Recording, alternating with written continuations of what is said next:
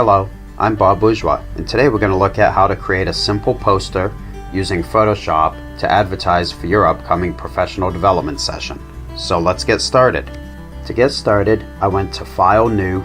I selected the print option since this is a printed poster, opted for letter, and came over to orientation and set it to portrait. No other changes were needed. When I hit create, I was ready to begin. One of the most important things you can do to attract a viewer's attention is to use an interesting graphic.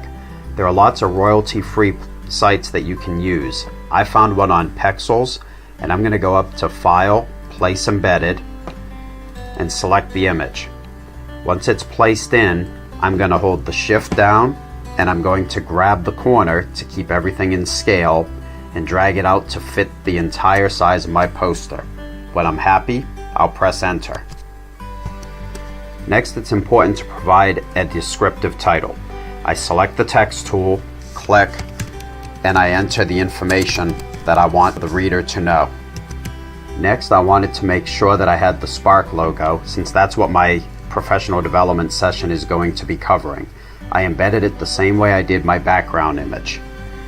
For consistency, I'm going to want to use the colors that are on the Spark logo. So if I press the I key, I get the eyedropper. I can sample the stroke color around it, the fill color within it, as well as the color used for the font. In order to make sure my reader knows when and where my training is, I want to create a box that is similar to the Spark logo.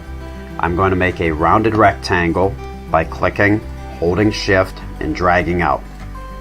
You'll notice that the stroke around it is in black. I want to use the colors that I previously selected.